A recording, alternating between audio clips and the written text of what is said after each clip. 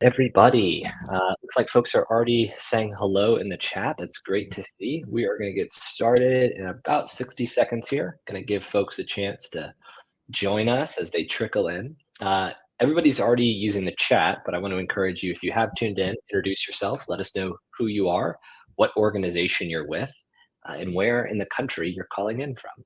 I see a lot of hellos, so hello is perfectly great too. But if you want to take a moment and let us know what organization you're with, what part of the country, we have the really awesome privilege of hosting these trainings twice a month. And as part of that, get to see just how geographically diverse the column user base is. As you may or may not know, public and legal notice spans a variety of organizations and requirements and processes. And so you'll see folks introduce themselves in the chat who work in city government. You'll see some law firms. You'll see some state agency offices. You'll see some private businesses and all sorts of folks that join us.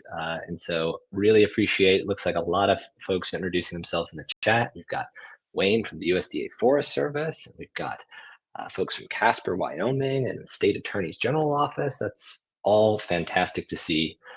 You are all in the right place, and we couldn't be more excited to kick off what for many of you is what I believe to be your first training of the public notice platform that we've built here at Column. With that said, we are about 60 seconds over to start our session, and we'll jump right in. First, with some introductions. My name is Kevin King.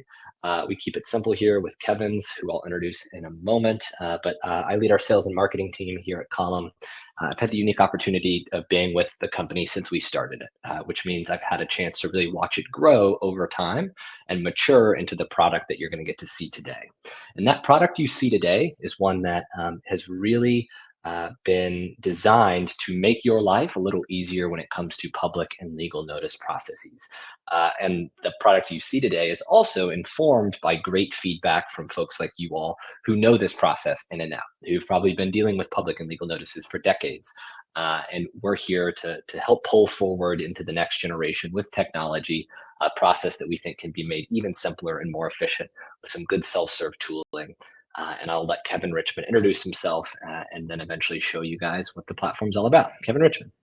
Hi, good morning, everyone. My name's Kevin Richmond. I'm the head of customer experience at Column. Before Column, though, I was on the other side of this equation, which means that I was actually spent over a decade in government trying to keep citizens informed, of which public notice was a part of that process and something that I was engaging with. So I did this on the federal level as well as the state and local level before joining Column. And now I'm primarily working with many of you all and other people that need to place notices, as well as our publishing partners, the people that are actually doing the printing of these notices and distributing it amongst the community. I'm so excited to be here, excited to show you what we have and the tools that we have enabled and created for you all to use to make this process a little bit easier. Wonderful. Thank you so much, Kevin Richmond. And as Kevin Richmond just alluded to, Column is a platform, which means on one side of the platform are all of you who need to place and publish notices as required by law. And on the other side of the platform is newspaper staff all around the country whose newspapers use Column to help facilitate this transaction that you all have probably historically been doing over email or playing phone call tag, and in some instances, maybe even walking it into the paper's office to get information published. So Column's a platform that's going to really help streamline this process across the country and in thousands of communities. So for the tool we're using today in this webinar, just a quick orientation. Folks have already used the chat. That's great to see. You can continue to have conversations in the chat. If you have questions through the product demonstration that Kevin Richmond's going to walk through, please put them in the Q&A tab. So just a few tabs over from chat, you'll see chat, polls, docs, and then Q&A. That's where I'm going to ask that you put questions as they come up when Kevin Richmond's clicking buttons and showing his screen. We'll keep that organized, and we'll have 2 Q&A sessions throughout today's webinar, one in the middle and then one at the very end. We are recording today's webinar. So for whatever reason, you got to log off, you get distracted, a meeting comes up, a phone call, don't worry, we're going to send a recording of this presentation afterwards. If you find it particularly helpful, which I think you will, you can also send that recording to colleagues, and they can also attend one of these webinars. Like I said, we do them twice a month. Under the Docs tab, you'll find a lot of helpful resources. Everything Kevin Richmond covers in the product has a Help Center article associated with it. I really can't stress enough that we put a lot of pride into our Help Center to be comprehensive and educational for our users. So help.column.us has a lot of great links that's available in the Docs tab. Save those, bookmark those if you have some extra learning you want to do after today's webinar. We're going to have a survey towards the very end of our webinar. Give us feedback. Like I said, we do these often, but we always want to improve them and make them better for folks. So give us some feedback. And then the last thing is polls. We're going to do a few polls today. We're going to get warmed up with a first poll. You'll have a notification right now in the bottom left-hand corner of your screen that says, go to the polls tab. And we'd love to know what brought you here today. Maybe you are here with us today because you just heard about Column. Your newspaper reached out to let you know it's going to be the new process of placing notices. Maybe you didn't even know that you could place notices self-serve and avoid that back and forth over email and phone call. Maybe you've actually used Column a little bit before. You're just a beginner baby user here and you've got some questions about it. That's okay. I mentioned that we might have some newspaper staff joining us. It's always helpful for them to sort of hear how their customers are being trained on the platform. So it looks like we might have some folks who work at the newspaper. And if there's another reason, I want to acknowledge real quickly at the beginning, this is a generic training. We've got folks, as you can see from the chat, all around the country, all kinds of communities who work with different newspapers, which means if you have a specific question, whether it's a support issue you've run into or something hyper local to your jurisdiction, we will probably ask that we'll follow up with you afterwards for specific things. We want to respect everybody's time, so we're going to keep this pretty generic as a training. You might see some differences in your account from what you see in today's training, and that's okay. But if at any point you need actual support, you can click that Get Support button at the top of the screen, and that will guarantee that one of our support associates or Kevin Richmond or someone on our team will follow up with you afterwards to ensure you get the help you need. Okay, looks good. We've got a lot of folks who just found out about their newspaper. I do believe part of this training, we've got a lot of folks because we recently launched a set of papers in a few key states that are joining us. You can probably tell Wyoming, South Dakota, North Dakota. So this is exciting to see. Okay, quick run through of the agenda, and then I promise I will stop monologuing.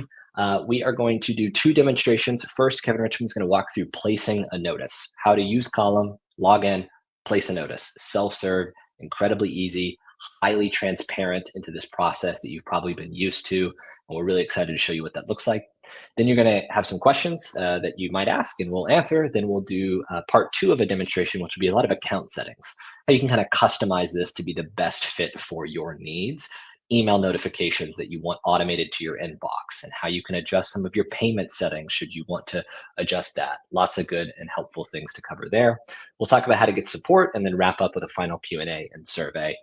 We usually run the full hour here, just being fully transparent. We always like to get folks out earlier, but this is a new thing, and technology often invokes new questions and ideas that you might have. And so we want to make sure we set aside time for this to be productive for everybody this morning.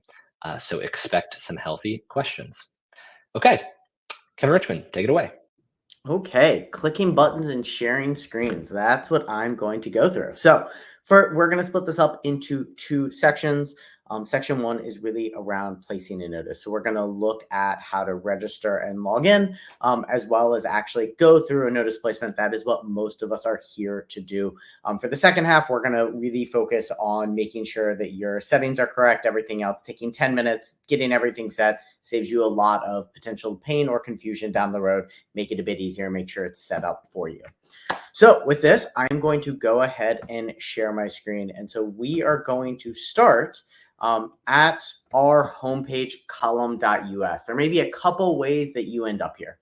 So you may get an email from help@column.us saying it's time to join Column. You may already be receiving some emails from Column saying there are notices in the system. But regardless, you can always just come to column.us, and I'm going to try to zoom in on my screen as much as possible to make sure that people can see, because I know screen sharing can be small. And we're going to click this login button. Now, if you have never logged into Column before, one, if you have already have an invite and it's a Gmail or Microsoft style email, you can always log in through single sign-on here. But let's say I've gotten an email that says to go onto Column. I can just click register because I've never logged in before. So I always like to have a little bit of fun in these webinars. They're not always the most fun thing to participate in a technology webinar. I saw people from the Dakotas here. I'm going to go with one of our most famous people from the Dakotas and one of my personal heroes, Phil Jackson, as our person that we are registering as today. I'm then going to put my email address and put a password in and click create account. Now, one of two things happens when you do this. Part one is if there is already an invite for your account, this is the screen that you will likely see. It's going to say you have a pending team invitation. We can look at it, say, hey, Richmond Law Firm, that is where I want to be. That is where, that's the organization I exist in.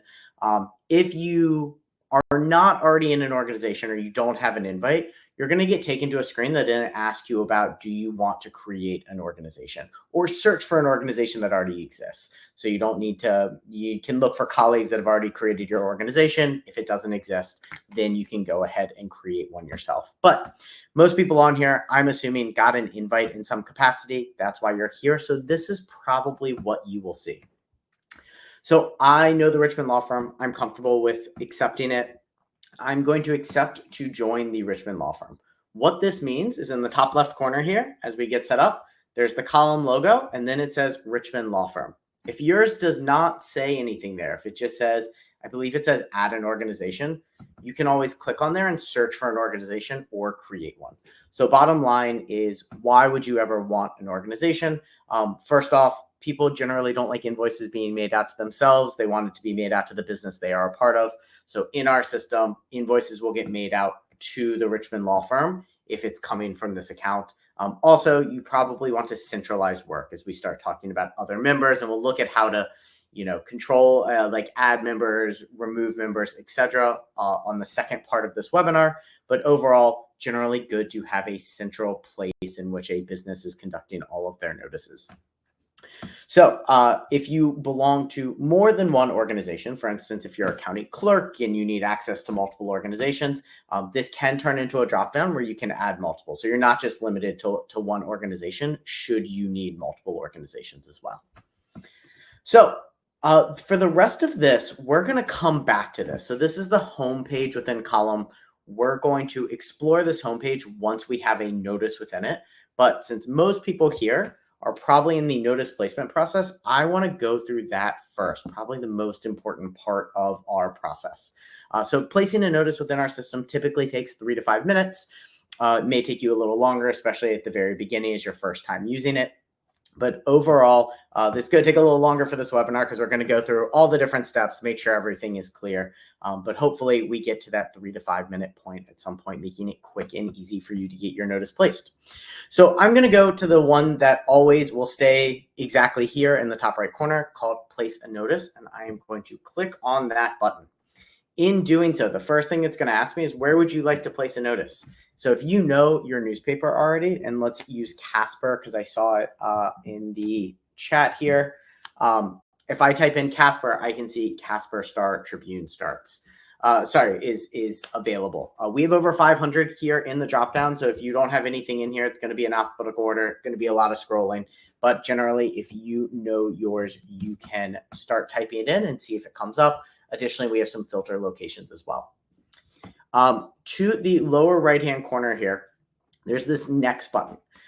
So the next buttons are defining the different steps in our process, but more importantly, it's actually our save points in the process.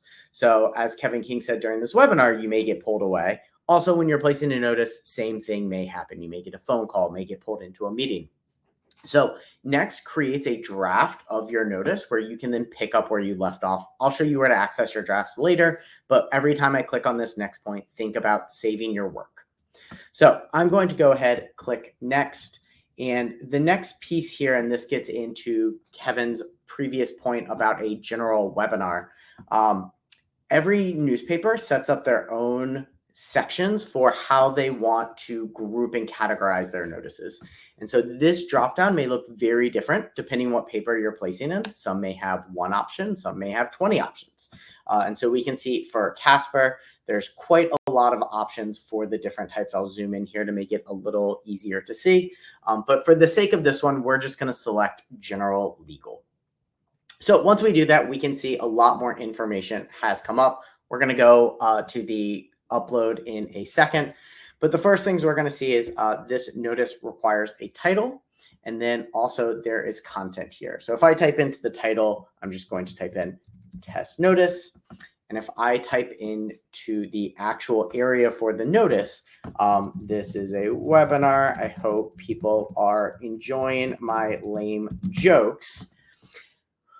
On the right-hand side, we can see this preview pane starting to generate a preview of the notice. And so what this actually means is I can now see the notice itself. I can see the estimated price. I can see the words, the lines, the column inches. I could actually click here and make it a little bit bigger and easier to see. And so what we're actually seeing here is what this is going to look like on the printed page. This is the correct fonts. This is the correct column widths. So we're really actually starting to see what your notice will look like on that right-hand side on the preview area. If you're wondering what the legal number and hashtags means, what that actually is a holding spot for a footer that is automatically added, in which the number will fill in once a notice has been submitted and processed for a bit. So hashtags are just a bit of a holder for when newspapers have dynamic order numbers. So on the left-hand side, though, I can continue to edit this. And so we have our normal expectations you would have for a text editor along the top here. So bold, italic, underline, and strike through. We've got left, center, and right alignment, quotes if you need them. And then if you're doing any sort of organization involving like bullets or numbered lists, those are also available. And then if you have tabular matter meaning tables, organized rows and columns that you need. Lots of times it's government expenditures, things of that nature. I can create tables as well and insert those tables into the system. And lastly, if you have a symbol or map or something that you want to get added into the notice, so think about like a county emblem that you want in here. We see some foreclosure notices have maps to show the location. All of those are available in here as well. I already see a question coming in for copy and pasting. Yes. So you can copy and paste into here as well. Also, again, very dynamic. So if I were to add this and then say, this is a test, I should spell correctly. On the right-hand side, this will change on the preview. And we will be able to see, give it a second to upload, but the preview will automatically update with my updated text. So I can actually see exactly what this will look like. So we can see the spaces that we added here. Additionally, we can see that the price changed as well. But for most of you, as William alluded to, you probably don't want to type your notices in here. You probably already have your notice content done. It could be in a Word document, PDF, Excel, etc. You probably don't want to type each word into here. So two easy ways to do that. You can copy and paste into here.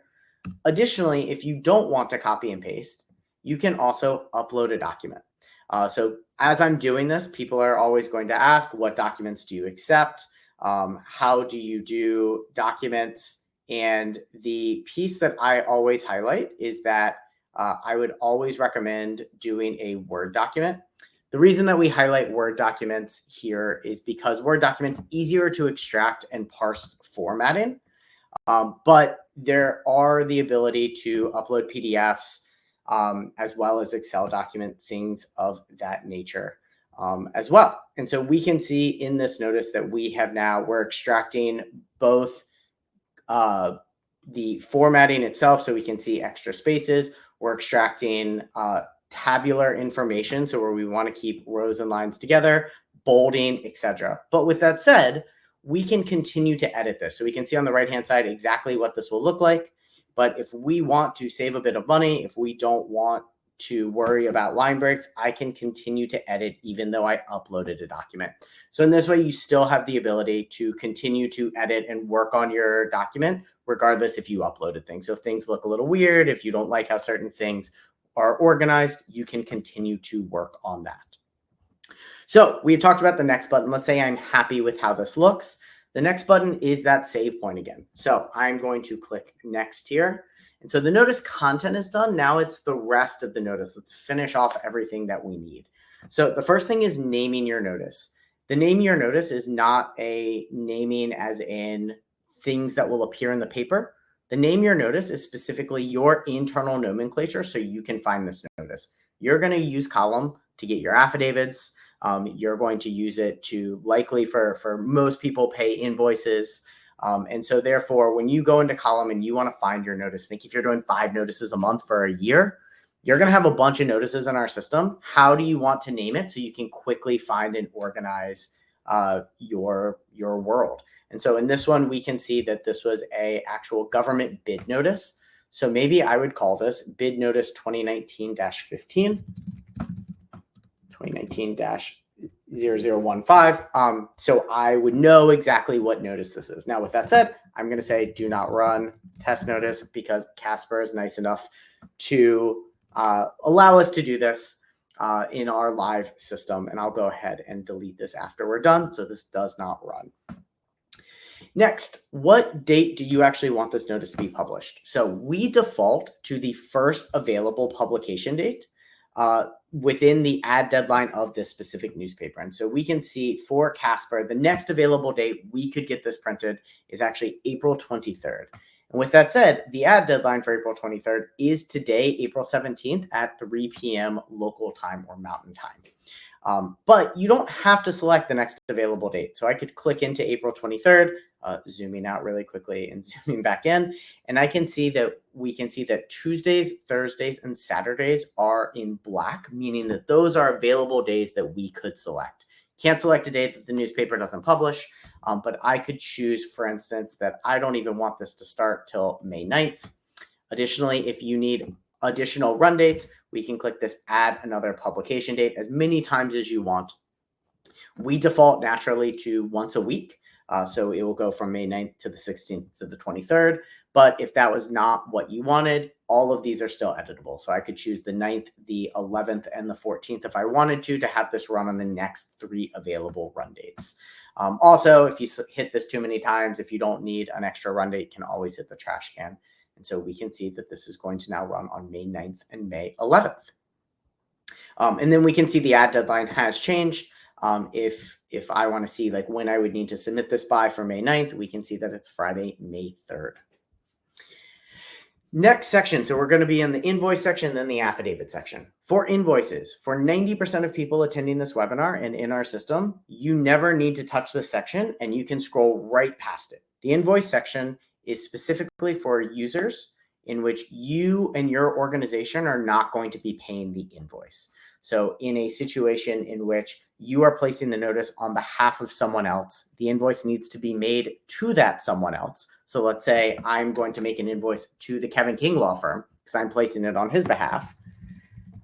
I can make it where the invoice will be made out to this bill to line. And then also when that invoice is created in app, I could update the email address or even have a mailed invoice sent to them as well. So for most people, you are going to place your notice within your organization. Your organization will pay for it. You never need to touch this. This is not an issue. But if you do need to place on behalf of others, this is how you would do that to make sure that the invoice is made out correctly and that they receive the invoice. So I'm not going to worry about it this time. I'm going to say Richmond Law Firm is correct. And for, again, 90% of us, we can scroll right past this and don't have to think about this.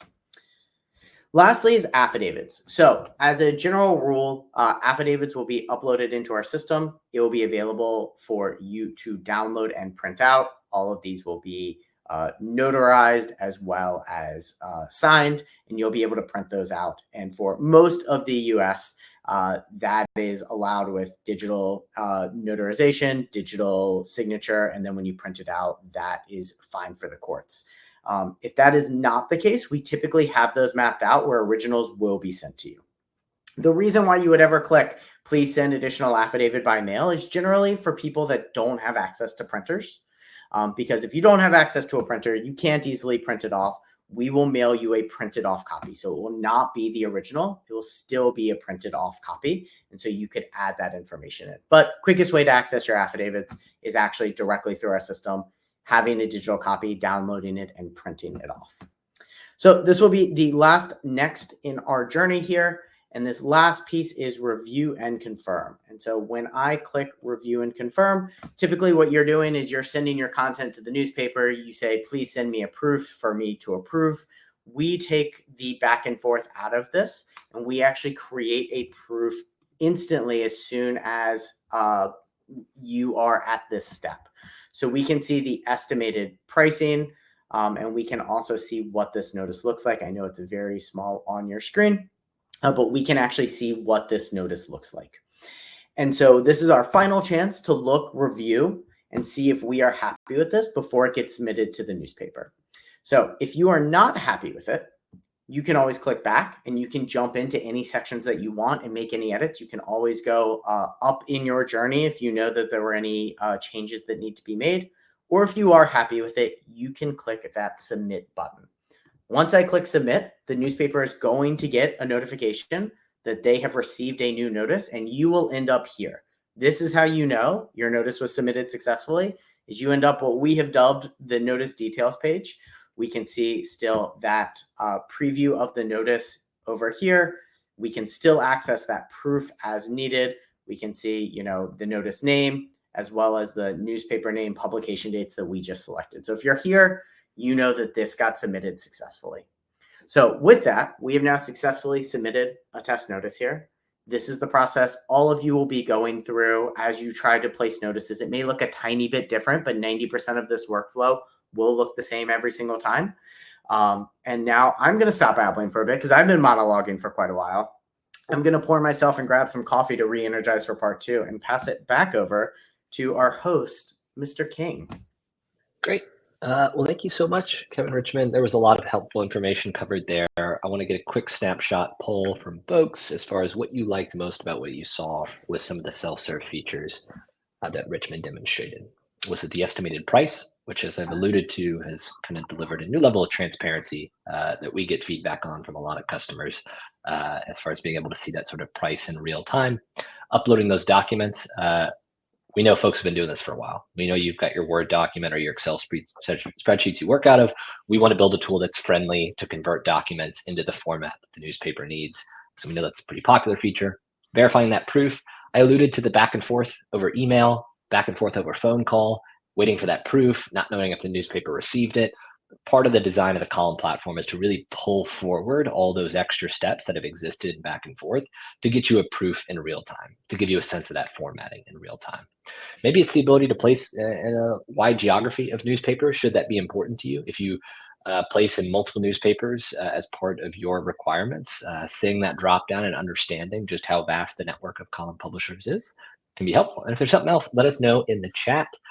We are always looking to understand where folks are finding value in the tool. Getting the affidavit online, it looks like from Christine just now in the chat. That's a big one as well. The digital repository of affidavits has been a game changer in sort of this era we've been pushed into, especially post-COVID, where a lot of states allowed for online notarization policies, accepting of digital copies, now having a repository that you can always search across and have instead of reaching out to the newspaper or digging back through email attachments to find that one PDF. Getting that in a searchable database has been a huge value add for folks. Okay, so we're going to do some questions that have now been asked for this first demonstration. Again, we're going to do a second Q&A after the second product demonstration, which is going to cover a lot more about settings. And if there's any question that's been asked that's better answered in the demonstration, I'm sure Kevin Richmond will defer to answer it then. The first came from Tom, who asked, does the document column width adjust automatically according to our paper's preferred column width and what we're inserting? Yes and no. So Tom, we work with all the papers that are available in our system to outline their requirements. And so an example that I'll use is some newspapers are completely fine with, if it's a really long notice, keeping it one column width and wrapping it to the next column to the top of the next one. Others never want to wrap. And so those requirements are built into our system. So there could be a really long notice in our system that just stays as one column width because that newspaper has said, we'll wrap and we don't mind doing that. And others that don't want to do that, when you hit a certain height, will automatically width adjust. The one place that width adjustment will also happen automatically is with tables, because obviously trying to scrunch in a table, legibility becomes really challenging. And so if you're doing tables with a lot of columns that are coming out, we know that it needs to expand on width as well. So for the most part, yes. But there are moments where you may say, this is really long, why is it one column width? And that is still purposeful. Okay, great. Next question came from Amber. Can you send to more than one email address? And I think this was asked during the invoice stage, not the affidavit stage. So as of now, no. So it's just a single email address in that section. Amber, if you're concerned about potentially internal notifications, like how does my accounts receivable person get this where they pay for it, we're going to talk about how we can have multiple members in your organization that have different roles. And so they receive different emails and they can receive those emails automatically. But if you're talking about external to the organization and you have 5 email addresses to send, right now that is not possible. But I will say that even when you're sending externally to someone outside of your organization, you're still going to get the invoice as well. So you're going to get an email saying there's an invoice. You'll get a copy of that invoice. So you could always forward it to other people as well. But it's also a good note. We always look for weaknesses in our system where we need to improve. The reason that our system is built how it is today is because of questions like this and people saying like these are the things that they need to make their life more efficient. So we're happy to also like bring this back to our product team as well. Great. Next question from Cara. Are affidavits ready before an invoice is paid? Yeah, so affidavits, the rule for affidavits is it can only be completed after the last run date because the affidavit is representing the entire run of the notice. And so typically what we see with most of our partners are affidavits being ready within 4 business days from that last publication date. We always hope sooner. And so the affidavit being uploaded into the system is not connected to invoice paid. Those are 2 separate processes. And so affidavits can be uploaded into our system before invoices are ever paid within our system.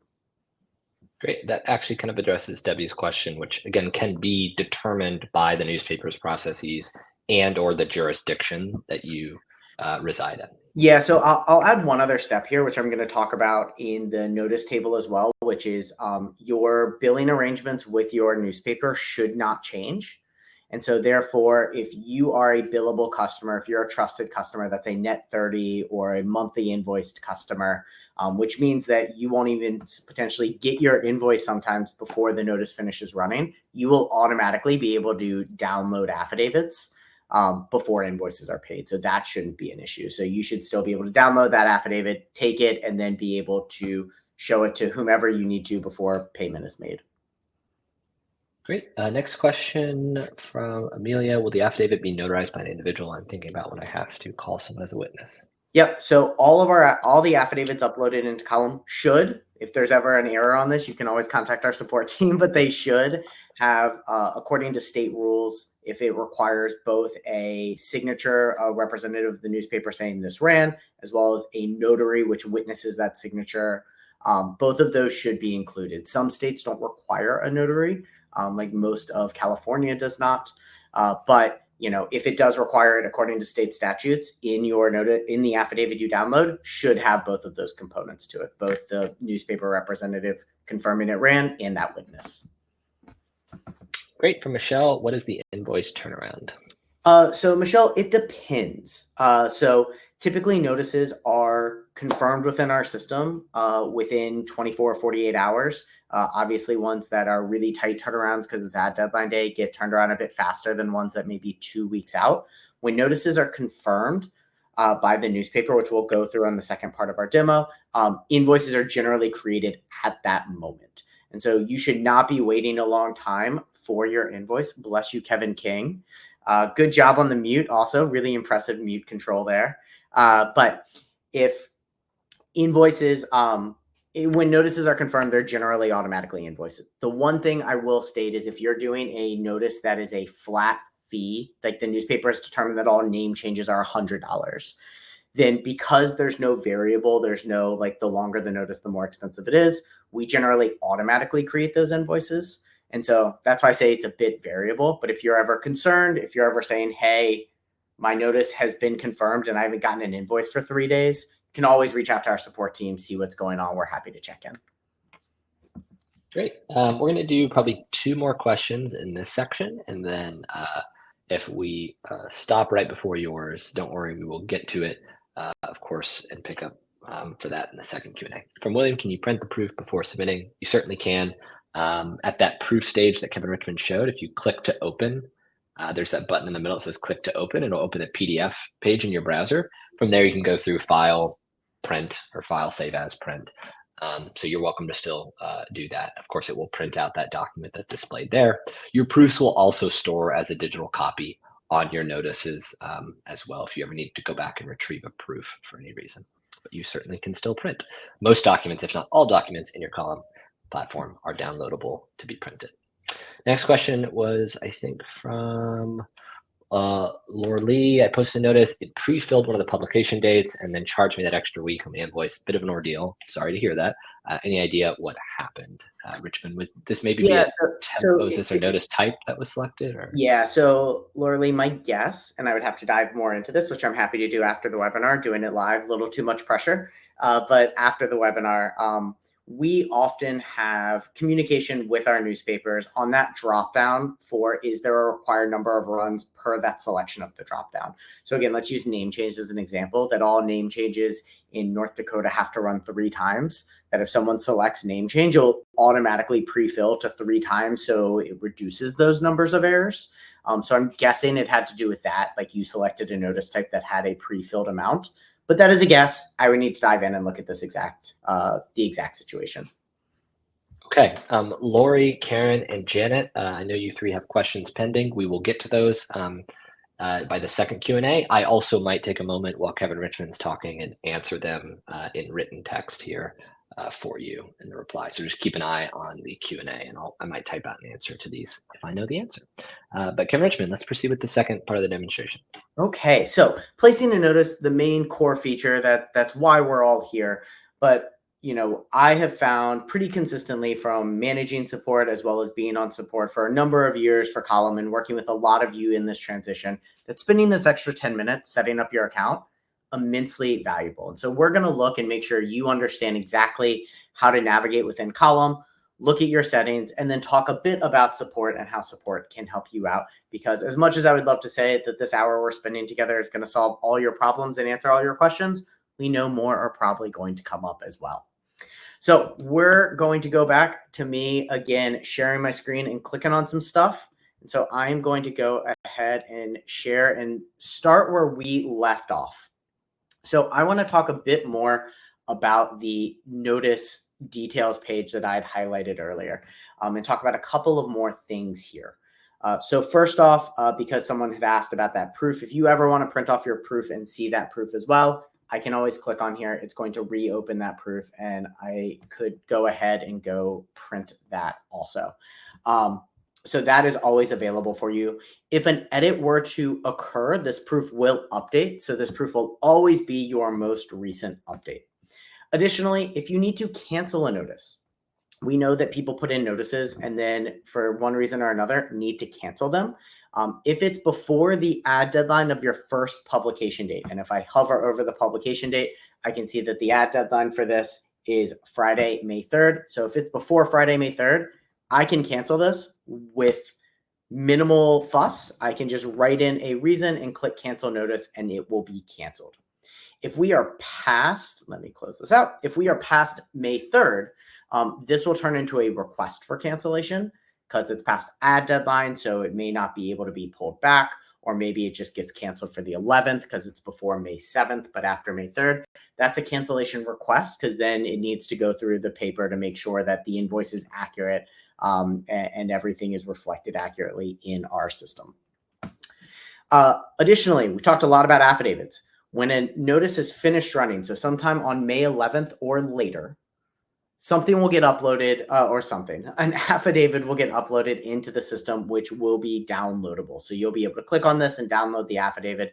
There'll be a download button over here. You'll be able to click on the name of the affidavit as well. It will download. Last thing on notice details page. Well, I guess 2 things. So I talked about the proof and the cancel notice. The invoice buttons, no invoice is created in Column yet. This is also a test notice, so I wouldn't expect an invoice to get created by the newspaper here. But these are grayed out. These will not be grayed out eventually. When an invoice is created, we'll be able to view the invoice. It will be a PDF. It will be printable as well. And then you can also pay that invoice directly from here through our payment processor. Last thing I want to highlight is on the right-hand side, we can see that this says preview, and you can see the preview of the notice. But there's also this activity tab. So if I click into here, I can actually see full transparency of what is happening on my notice. So if a notice is edited, it will say who edited the notice. It will show the proof, so you actually can have version control on your proofs. When an invoice was created, if an invoice was deleted, if the invoice was paid, when an affidavit was uploaded. All the activity that occurs on your notice will be in this activity log.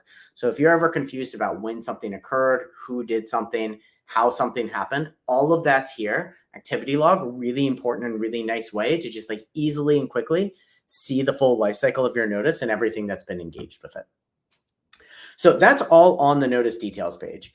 But anytime you're in our system and you're like, I want to get back to the home page, you can always just click the column logo in the top left corner. So when I click that, we're going to go back to where we started at the beginning of our journey. And we can see that there is now a notice in the table here. And so we can see under active notices that there is the notice itself. And so this is the name of our notice. We can see the newspaper. We can see our requested publication dates. We can see if the newspaper has confirmed it or not. We can still see it's awaiting review. This will turn into a checkbox and say confirm, a check mark and say confirmed when the newspaper has confirmed it. On the payment side, we're going to see awaiting invoice creation. We could see it say unpaid. We could see it say monthly invoice if you're a billable customer, but you'll know, or paid. So you'll see all the different payment configurations. And then same for affidavit. We can see right now it's awaiting publication. Once it hits the final publication date, it will say awaiting affidavit upload and then uploaded. So when things are going well here, they turn green. So 3 greens is a positive sign, but those are kind of your at a glance look for any of the notices that are in your system that have not completed their life cycle. Once a notice completes its life cycle, meaning that it's canceled, so it's not going to run, or all run dates are done, the invoice is paid, and the affidavit is uploaded, it's going to move from these active notices into your archive notices. So look, this is a demo account. So all of our things are canceled notices. So we can just see a lot of canceled notices. But you can see how if you're doing quite a bunch and bit of notices that you probably don't want to have to scroll and just search for your notices every time. And so that's why we have this search notice button in the top right corner. So if I wanted to look, for instance, test notice and say test notice, we can see that this actually searches and pulls for the test notice ones. And so that way, like, again, naming nomenclature, relatively important for you to keep your organization.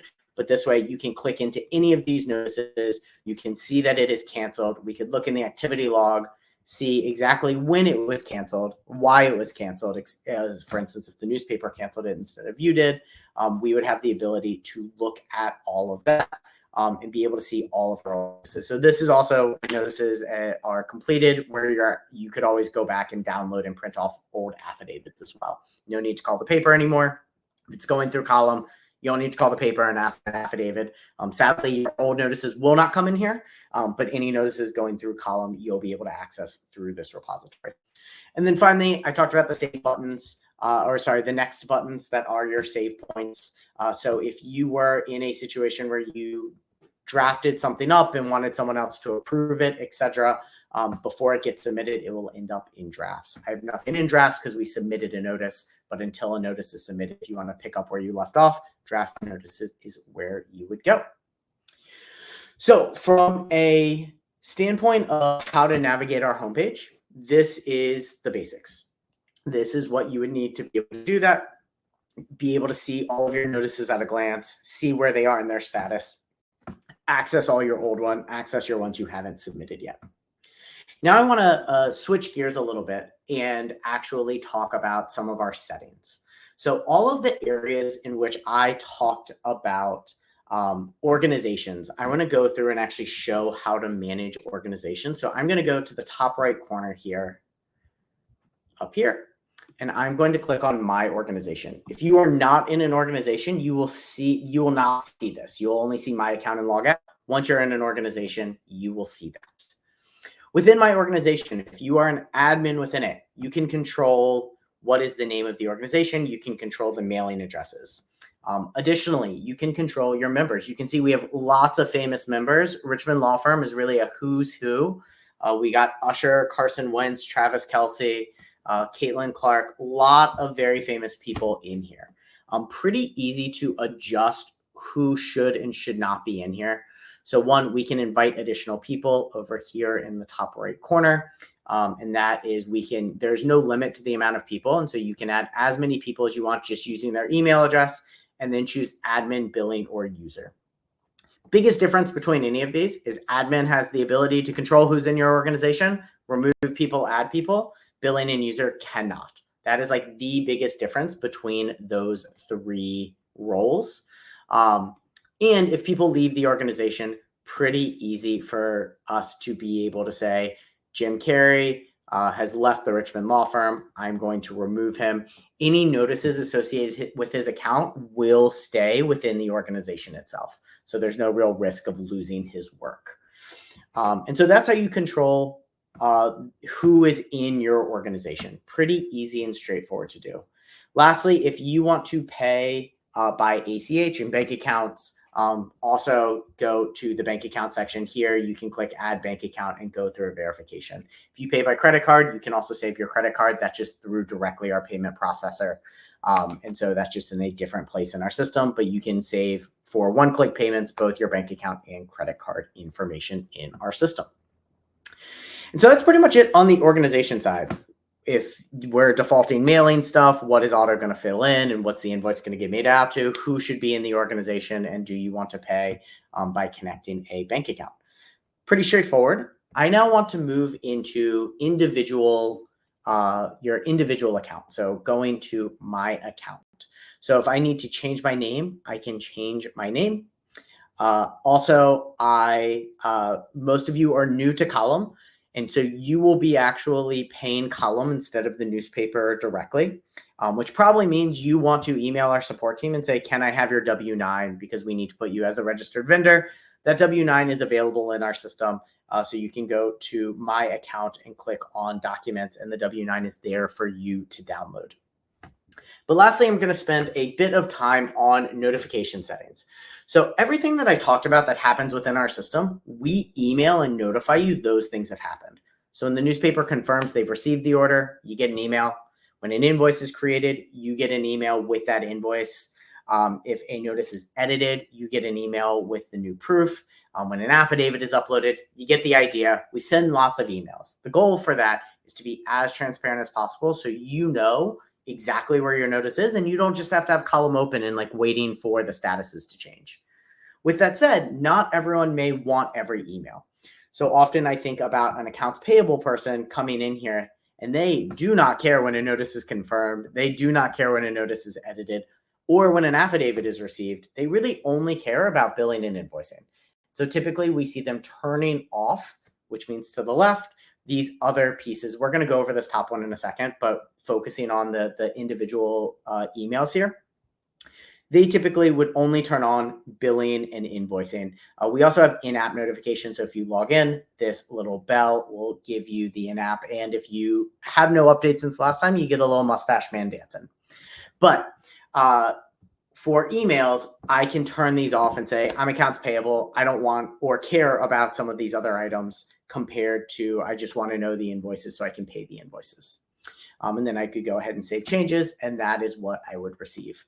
If I am in a law firm and I'm a paralegal and I'm responsible for the whole journey, maybe I want all of these turned on, or I don't want any of the emails. I'm going to be in Column enough, turn them all off. I'm just going to be in app, and I don't want those emails in my inbox. But lastly, I want to talk about this top section, which is what's called organization notices. So the default in Column is that if Kevin King, myself, and Tom Carey, sorry to pick on you, Tom, are all in a law firm together, no matter who submits a notice, we're all going to get an email that says a notice is confirmed. We're all going to get updates if the notice is edited, regardless if it's my notices, Kevin King's, or Tom's. And that is the default in our system. And we can see that is turned to the right, that all notices within the organization, you're going to get an email for whichever of these you have turned on. Now, for some people, for instance, county clerks, accounts payable, that's what they want. right? They're not going to have their own individual notices. They need a notification across the organization for when certain things happen.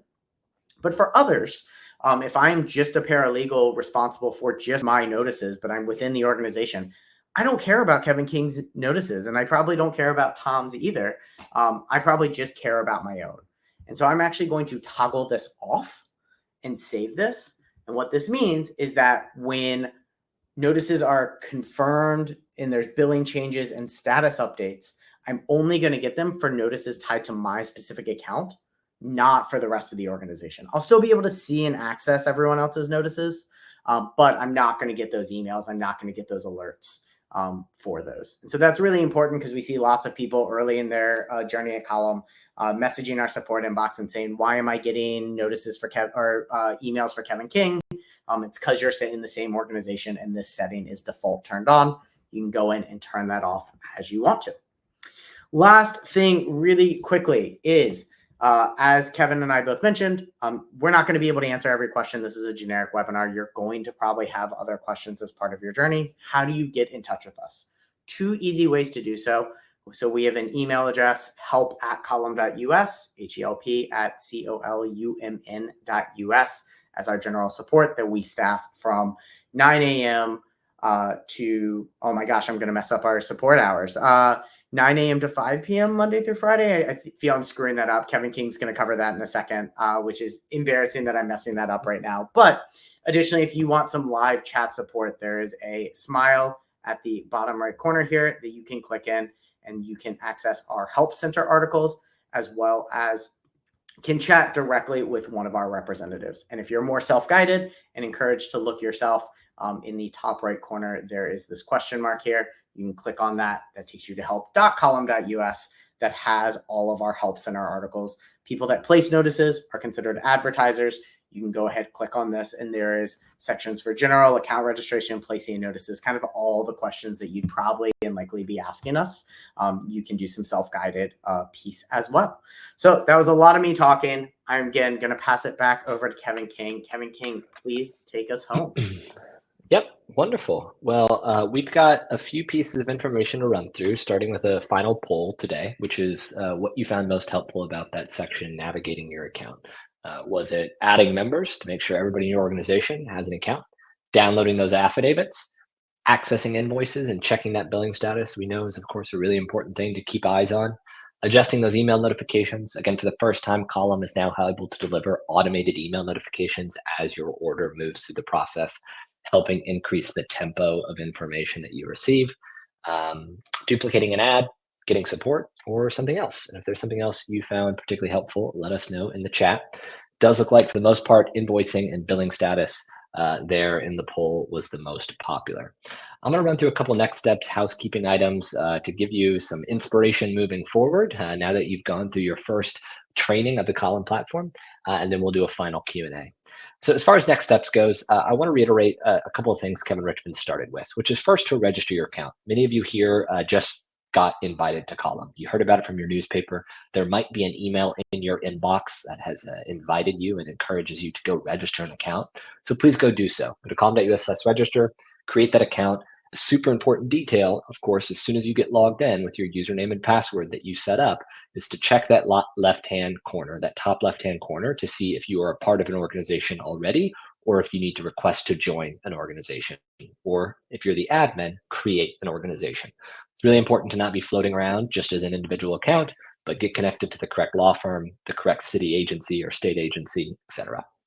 Go to your account settings, which Richmond just walked through, both at your account level and your organization's level. Make sure everything looks good. Folks are invited that need to have access. You like your preferences for the email notifications. I'll reiterate that I certainly encourage folks to have everything turned on to start for the first 30 days and then dial back from there. And then go place a notice, which again is where we started today's webinar, that self-serve step that we took some time to go through today that I promise over time will make this move far quicker and more efficient for you in your placement process, delivering that level of transparency and control that I've mentioned a few times today that maybe you haven't previously enjoyed. Visit our Help Center, help.column.us. That's also available at help@column.us if you prefer email. Live chat, super important. We have a support team from 9 a.m. to 7 p.m., Monday through Friday. That is a pretty standard support system. If you want to interact with some humans, get your request ticketed, we'll make sure to address that. At the very beginning, I also mentioned Docs. In the Docs tab, there's a lot of helpful resources that cover all the things we discussed today. If you're the kind of independent learner that found this productive but needs to actually sit and read some instructions, I encourage you to go to those Docs. This is a generic training. And so some of the newspapers that you work with once you get set up might have a slightly different look from what you saw in today's demonstration. And that's okay. It won't be exactly the same. But if something seems off, and by off, I mean you click a button and the button doesn't work, that means there's an issue. That means something about the technology isn't working. So please reach out to support and let us know. Of course, if something isn't quite right with your billing preferences, reach out and let us know. We are a platform, as I mentioned at the beginning, which means you all use the tool as well as newspaper staff. And so odds are there means we have to configure some setting on one side or the other. And we can certainly make sure to get your help if you let us know by reaching out to support. Okay, survey is now live. Please give us feedback. We host these twice a month. We always try to make them better. So take a moment as we do our final Q&A to give us some quick feedback in that survey about whether this was a productive introduction to a new tool, as I know technology and new things can sometimes be daunting. All right, I did answer, while Richmond was speaking, I answered Lori, Karen, and Janet's questions in writing. If you have follow-ups on those, please go ahead and let us know. But we're gonna actually pick up with Renee, who said, how do you make changes after you viewed the proof or after the first run in the newspaper? Yeah, so a couple items here. So if you view the proof before it has been submitted, there is a back button and you could hit back and actually go through and continue to edit. So when you get to the generation of that first proof during the submission process, you don't have to go through with it. You could hit back and actually go back up to the text editor and make edits. Once it's after ad deadline, once it has been submitted, you will probably need to reach out to the newspaper or to our support team regarding making any edits. And then if it's after that ad deadline of the first publication run, we start having to work with the newspaper directly about how we make those decisions. Because one of the important things to note is that traditionally affidavits are meant to represent the entire run. It represents that this is exactly how it run. And like we're attesting to that, or the person doing the affidavit is attesting to that. And so if edits happen mid-run, we generally have to work with the newspaper for how to deal with that, to figure that piece out. But you'll not be able to do that in-app. I know we are working on edit requests in-app, but that is not something that we have right now. So you'll need to email the newspaper, email us, and see how to get your edits made. Great, next question's from Tom. Do all members of a group see all notices from the homepage?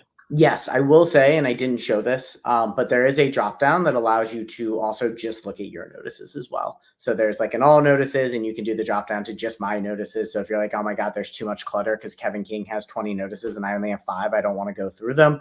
There is that filter within the notice table as well. Great. There were 4 questions left, but 3 of them were essentially the same about credit cards from Tashia, Amanda, and Gail. Is there a fee for credit card charges? There's not. There's not. Not great to hear, folks. We know there's always those charges floating around, but with our platform, there's no charge to you for use of a credit card. From Jenny, are the notification settings user specific? They are. Yes. So I'm sorry, Kevin King was going to answer a question. No, go for it. Go for it. You got it. Okay. Jenny, so yes, they are user specific. Additionally, as an admin, you cannot control another user's notifications. So for any specific user that is annoyed by an email or wants to turn something off or wants to adjust their settings, they're going to have to log into Column and do that like individually. Even admins within an organization do not have that ability. Great. So that was actually the last question submitted, and we're about right at time. So if there are no other questions, I'm always a fan of being able to be on time and get folks back to their day. But I expect you will have questions as you start to use the tool. So again, please reach out to support if you have questions.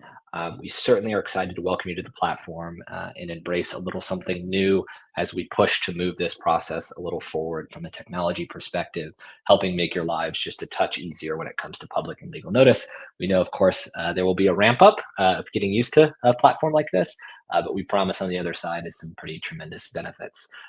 We host these trainings twice a month. I've said that a few times today, but our next training is May 1st. So if you found this helpful, but you want to do it again, come join us then. If there's a colleague you think should attend, come tune in on May 1st, and we'll do this all over. So thank you so much. As you're going on your way out, please give us some feedback in the survey. Let us know. And we hope you all have a wonderful Wednesday. Thank you all so much.